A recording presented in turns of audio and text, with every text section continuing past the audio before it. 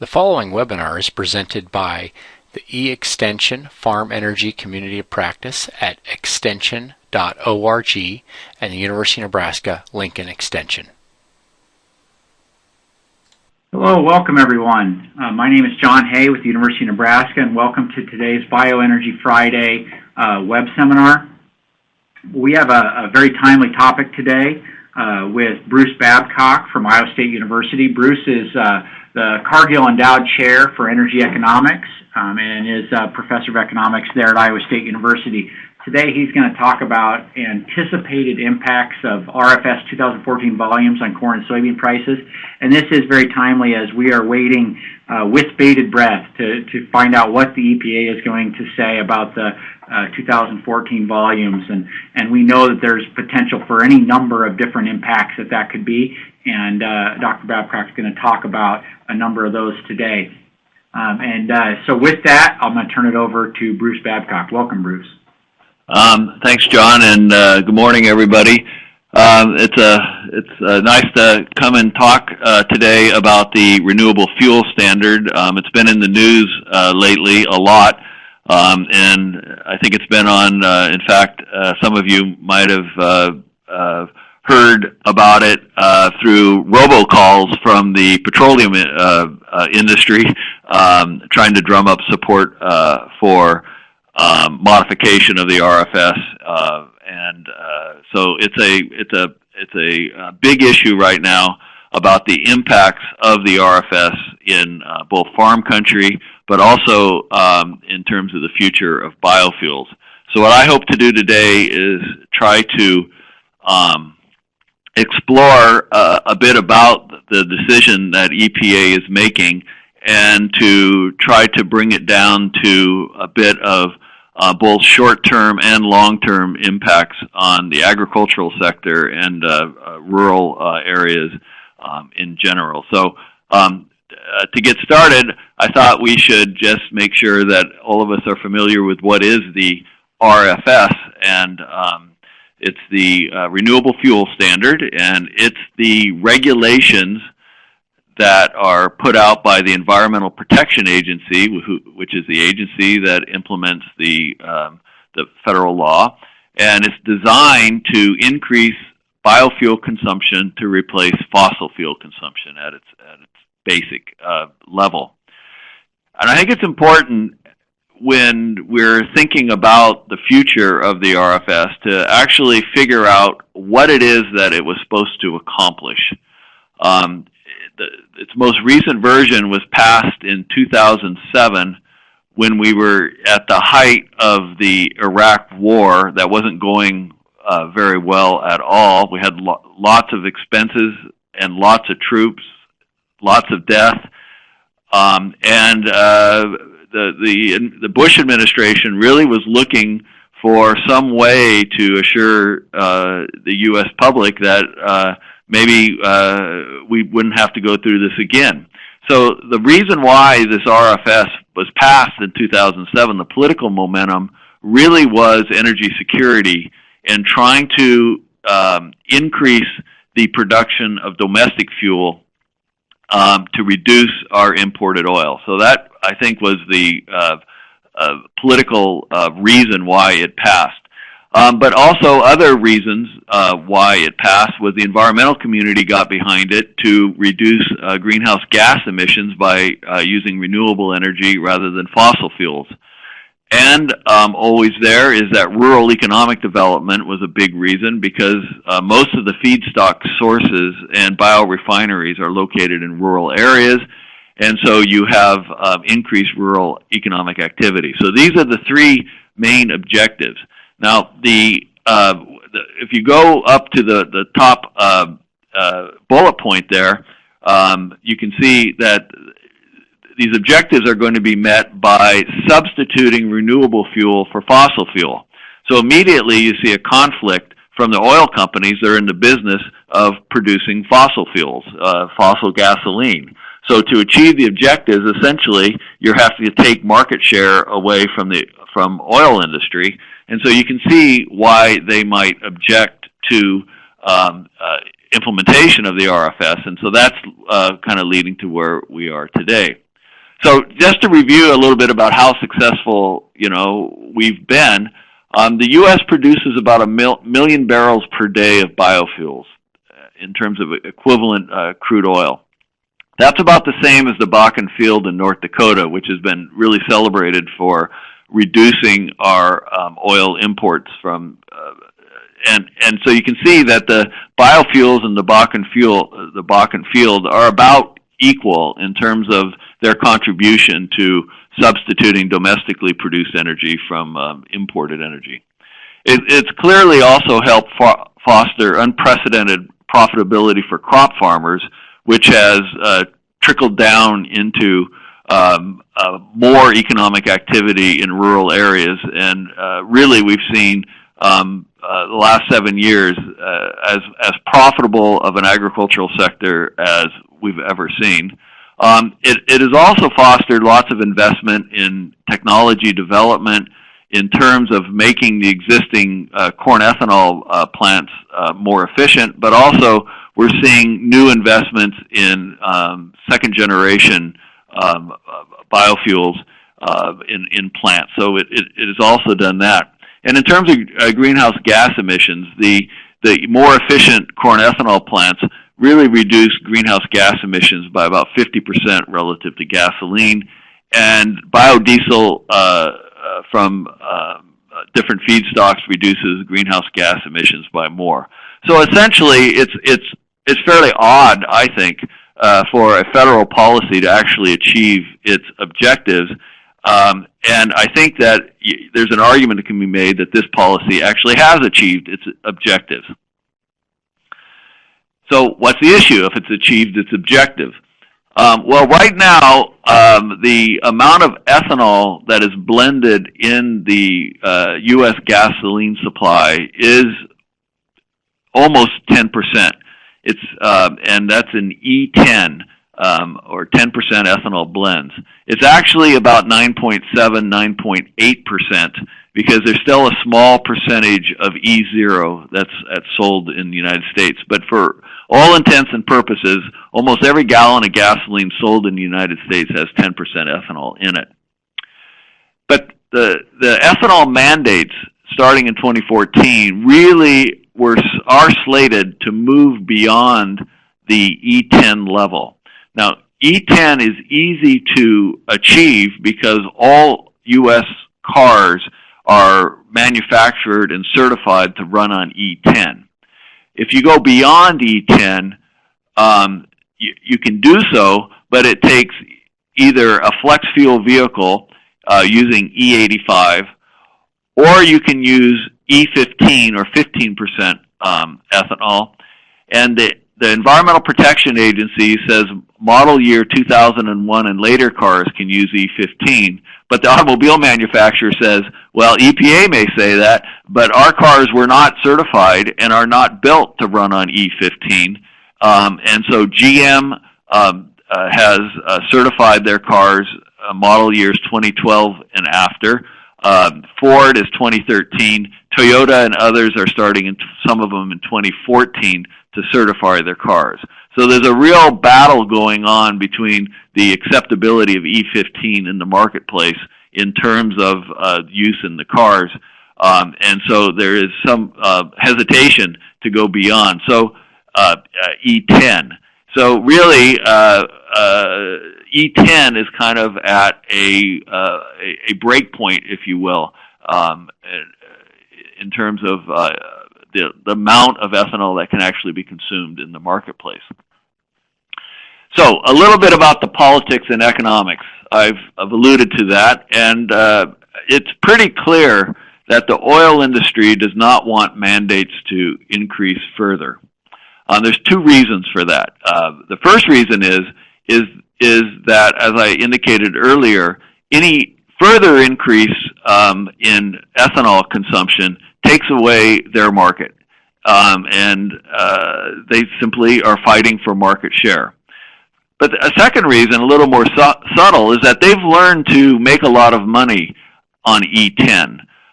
Ethanol provides a fuel extender in terms of you can run your car on the BTUs in ethanol, but probably more importantly, the octane that is provided by ethanol, which is a high octane fuel, allows the oil refineries to put out low octane gasoline, an 84 to 85 octane blend stock that then, when topped off with 10% ethanol, makes 87 octane regular gasoline. And because ethanol has been selling for a lot less than gasoline, and they can save money by producing low octane gasoline, ethanol is making the oil companies a lot of money as long as it stays at E10. So from their perspective, they're at a real sweet spot. So what they've done is joined forces with livestock groups and funded a very heavy campaign to lobby to kill the RFS, or to, short of repealing the RFS, to get EPA to reduce the mandates to keep them at the E10 level. And some of you might have seen some of the campaign that they were doing. So their main public argument is that E85 is a failed fuel. Consumers don't want it. The vehicles aren't there. The gas stations aren't there. E15 will ruin your engine. More ethanol will cause food prices to soar.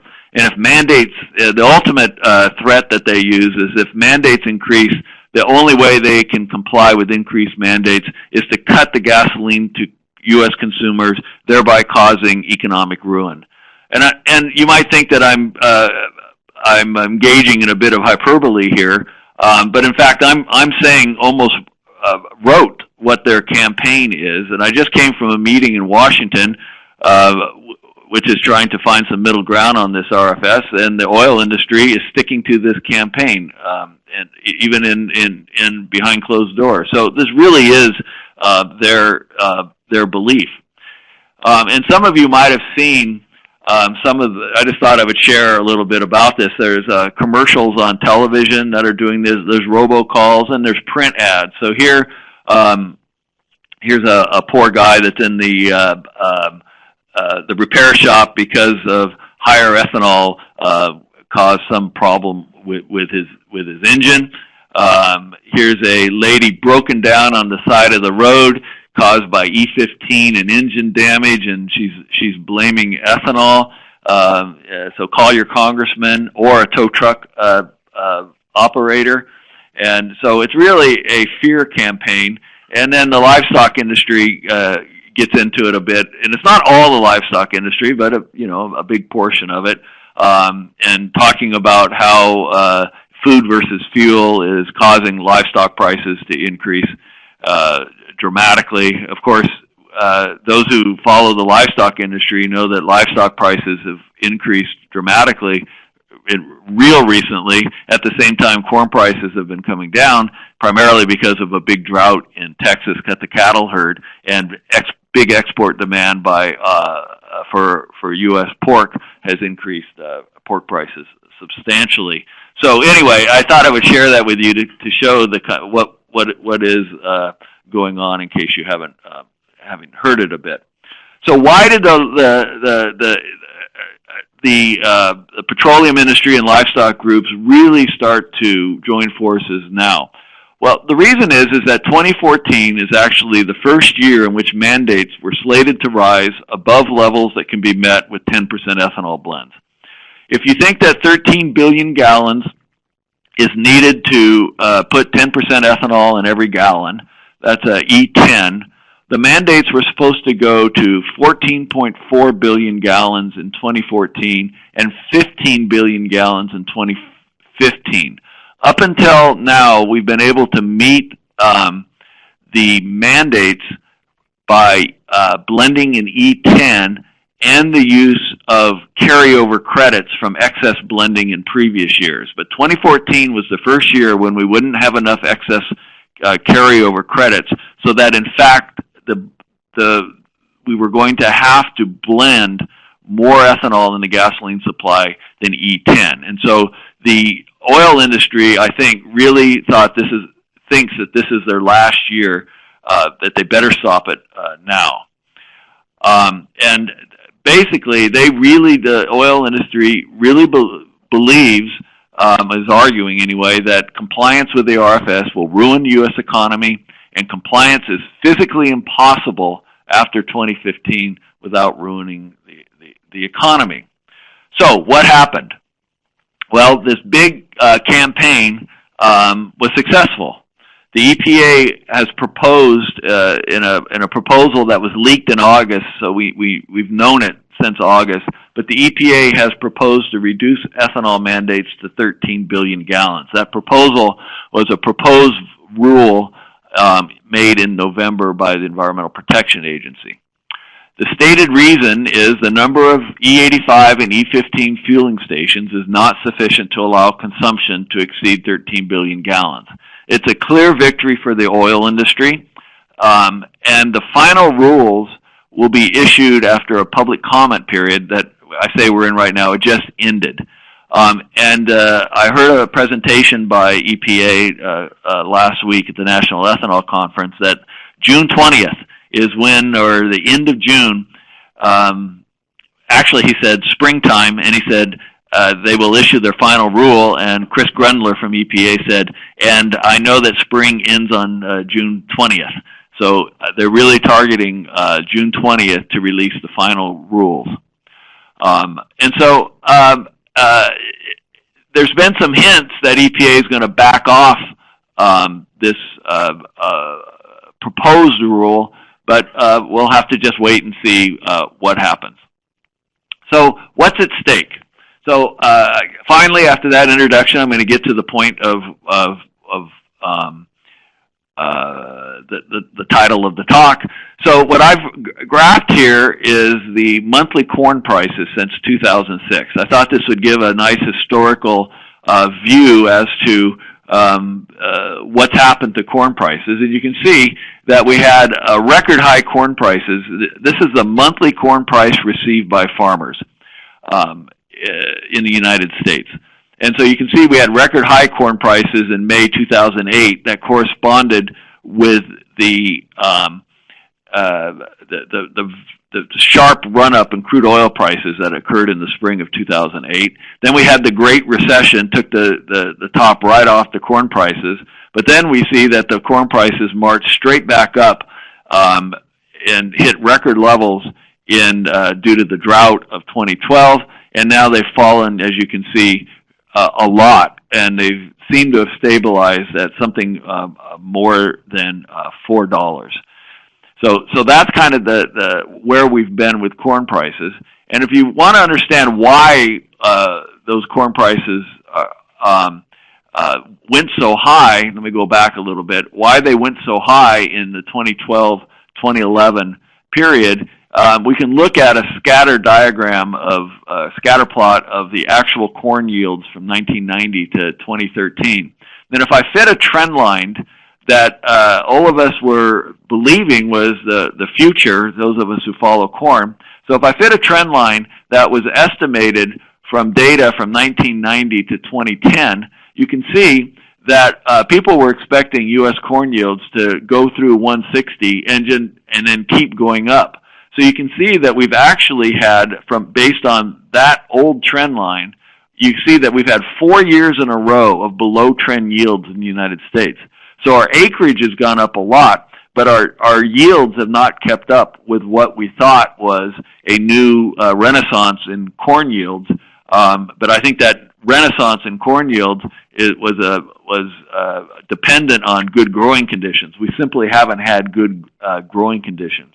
So what I thought I would do is say, okay, well, let's fit a new trend line to it. Well, there's a new trend line if we take the, apologize for the misspelled word there, but if you take the new trend line that runs from 1990 to 2013, you can see that, in fact, that good weather really boosted trend yields higher than we probably should expect. So, but even so, we had the 2011 and 2012 corn crops were below trend yields, and then if you fit the new trend line, last year's yield was at trend line. So we haven't had good growing conditions, which is the primary reason we've had high corn prices.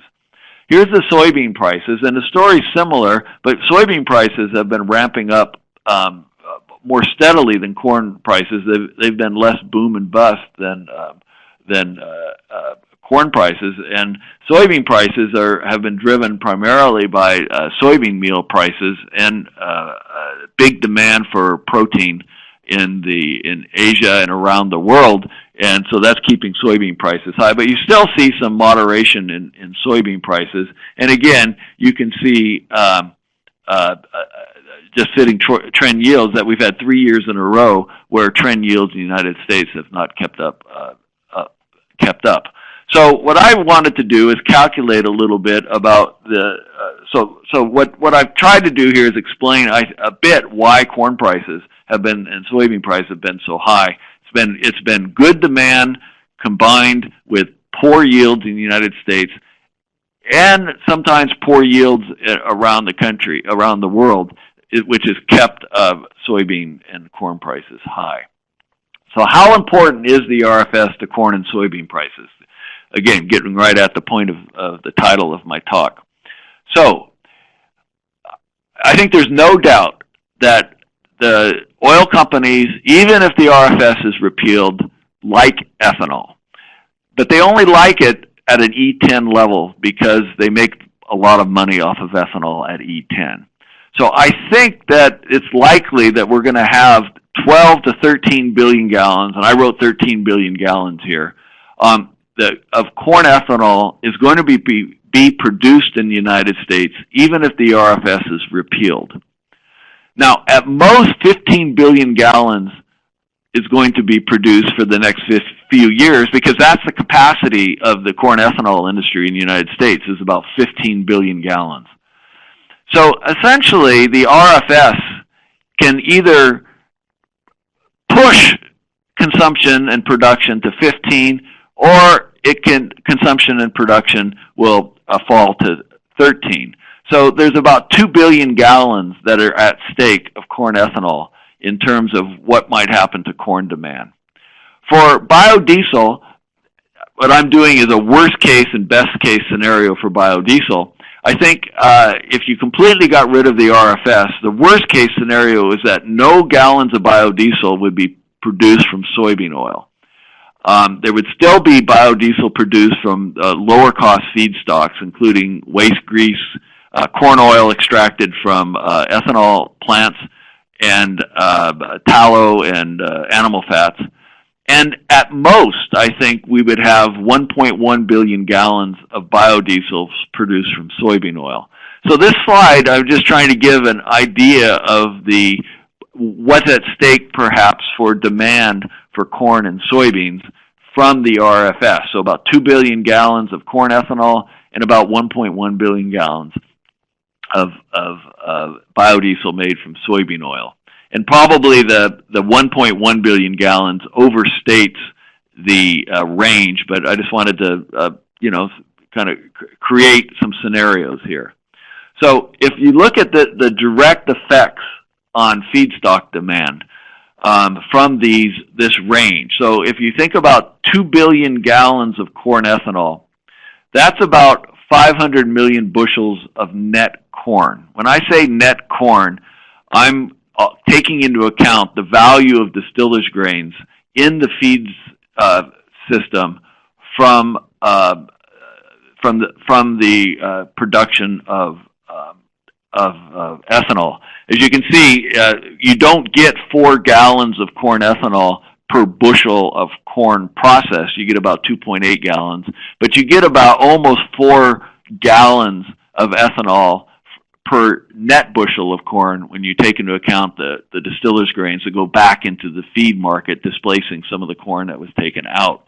That 500 million bushels is about almost 4% of projected demand. And so if you think about a worst case to best case scenario, you're really talking about 4% of demand. And if you think about what that means, and you use how a change in demand would affect the price, you're really thinking about a 7.5% potential swing in market prices for corn, just due to that 2 billion gallons of potential swing in ethanol demand.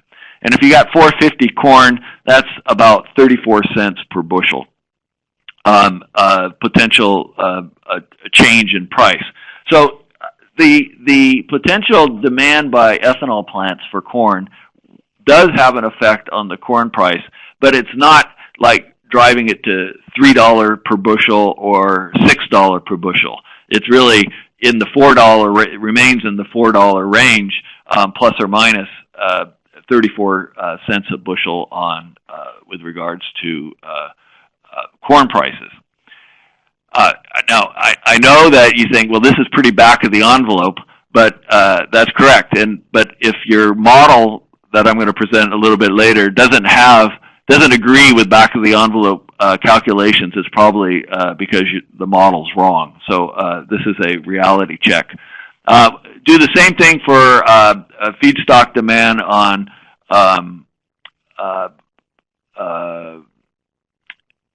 soybean oil, and I see a typo here. 1.1 billion gallons of biodiesel is about 8.25 billion pounds of soybean oil, not million pounds, billion pounds of soybean oil. That would increase USDA projected demand for soybean oil by about 15%. 15% increase in demand would increase price by about 20%, or about 7 cents per pound. So you can follow my arithmetic here. So I basically kind of conclude that the maximum effect of the RFS is a swing of about $1 per bushel of soybeans, plus or minus either way. And if you think about $13 soybeans, $12 soybeans, $1 out of that is less than 10%, 8% to 6%.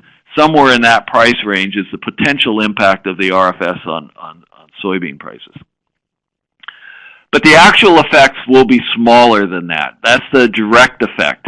Because if you get a change of price, either an increase or a decrease, you'll get a change in acreage, which will compensate somewhat for the change in price. For example, an increase in price, let's say the RFS just goes full out, corn prices go up a little bit, you'll get higher acreage than you otherwise would have, you get higher production, and the net result will be a lower price effect than anticipated.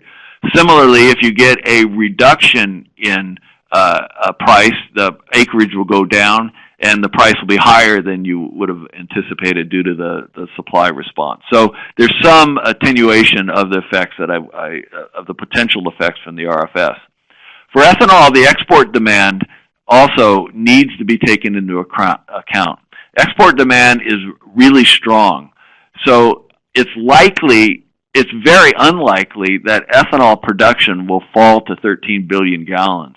I anticipate it's going to be between 14 and 15 billion gallons, with or without the RFS and changes that the EPA proposed, simply because ethanol is a good fuel to export. So what I basically did is I promised that I would actually run through this in a formal model, and I have a nice formal model that projects out corn prices. And so what I did was I looked at my projection for corn prices with a full RFS, which increases corn ethanol consumption to 15 billion gallons, versus EPA holding back the RFS to 13 billion gallons. And you can see the blue line is the full RFS. The 13 billion gallons is the EPA proposed rule, and keeping it at E10. And you can see that I'm projecting a price effect of about, if I do my arithmetic right, 25 to 30 cents per bushel on corn from that from those two scenarios. And in this model, I do take into account the effect of acreage changes. So think about ethanol exports. So right now, gasoline futures prices are about at $3 a gallon. Ethanol cost of production is less than $2 a gallon.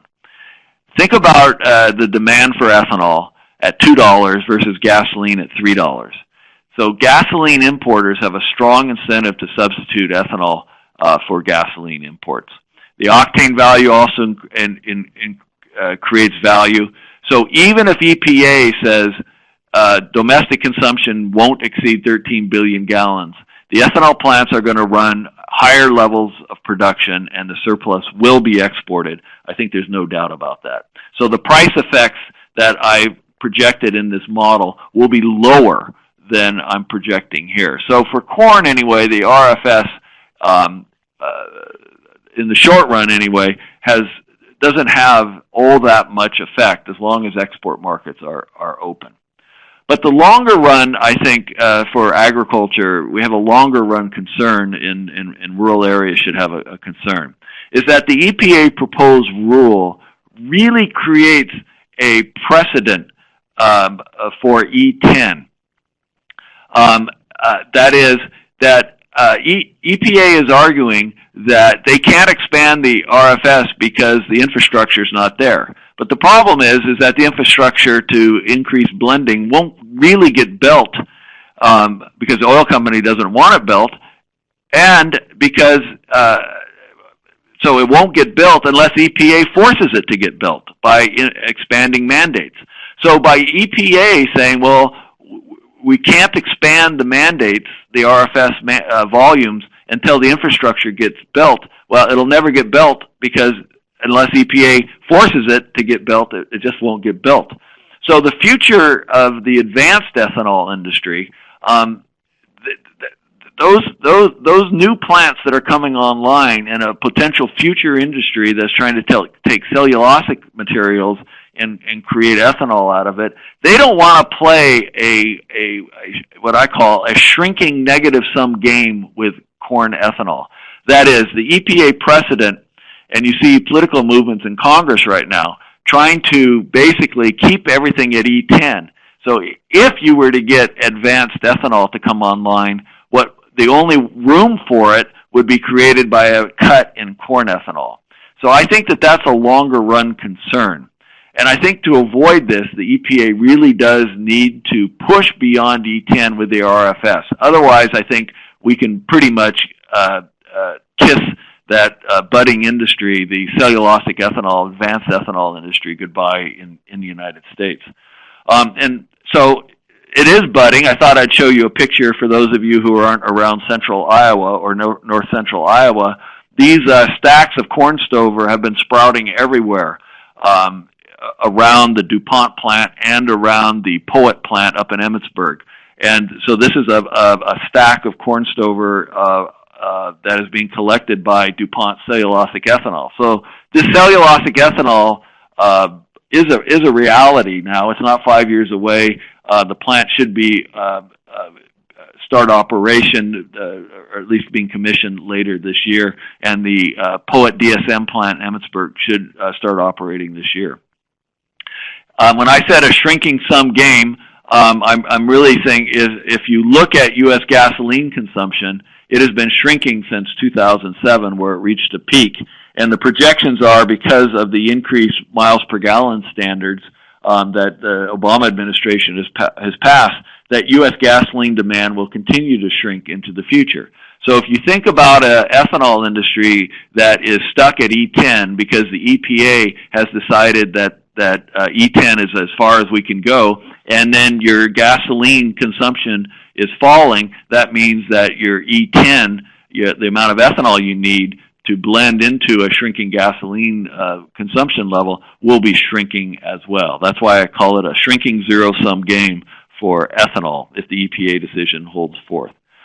So the question is, and I'm going to end with just a few slides here, and then we can take some questions, is how is it possible? Is the oil industry right to assume that we can't break through the E10 blend wall because of the problems with E15 in terms of automobile compatibility or the lack of demand for E85? So what I did is I did some research on where the potential demand for E85. And the first thing we did is found out where the E85 stations are located, where the fuel is sold. And it's sold, throughout the country, but there's very few stations except in the upper Midwest. You can see that they're mainly concentrated in Minnesota, and then there's some in the Chicago area, and Detroit areas, but primarily E85 is sold in the primary Midwest, primarily in the upper Midwest.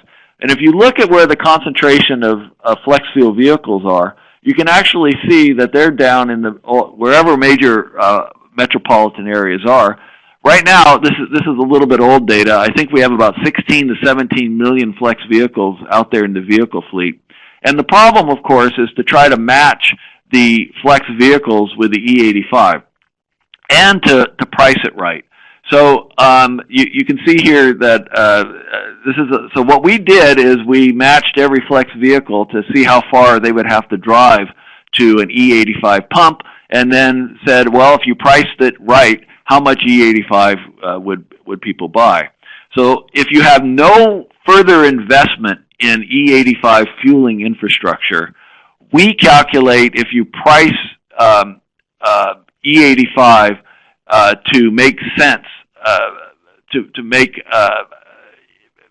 save consumers some money filling up with E85, and let's say that you priced ethanol at $2, that you could consume somewhere between 13.5 and about 13.8 billion gallons.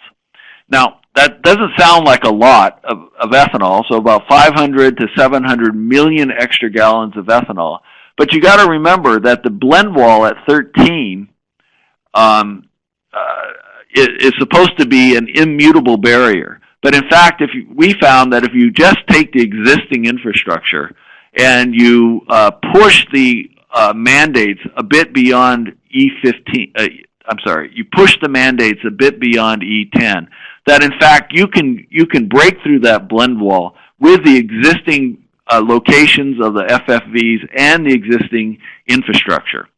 And if you did that and started pricing E85 so that it saved consumers money and made retail outlets a bit of money, then what would happen is that you would find that you would increase the interest in investing in E85. So then we calculated, well, where would that investment take place? Well, it makes sense to put the E85 stations where the flex vehicles are.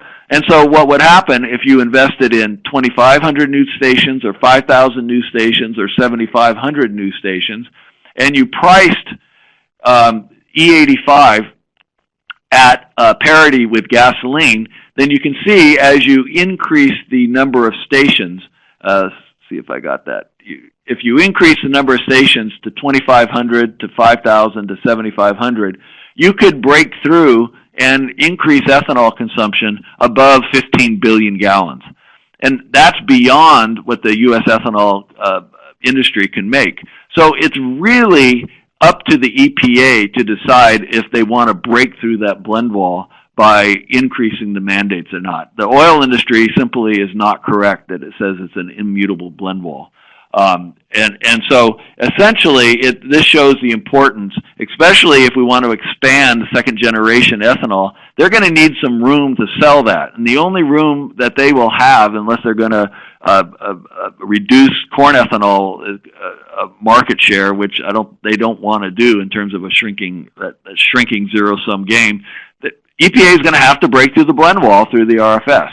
Otherwise, I think the future is kind of bleak. So I think that's the longer run impact of what we're talking about. So I think the last slide I have here is how do you get E85 priced right? Well, you can either get very expensive gasoline, so high crude oil prices. We have that. It's $100 a barrel for crude oil. Or you can have cheap ethanol. Well, we're getting there with cheaper corn. If we finally get some good growing conditions in the Corn Belt, and if acreage stays up this year, we're going to be a lot of corn washing around. And so I think next year after this harvest, if we get good growing conditions, that will be we will have cheap ethanol. And you actually have the RFS. If EPA decides that they can increase blending, what you'll have is that the market for RINs, and I don't want to go too much into this, but there's a policy mechanism in place to make E85 inexpensive. This webinar has been brought to you by the Farm Energy Community of Practice and the University of Nebraska Lincoln Extension. For more information, go to farmenergymedia.extension.org.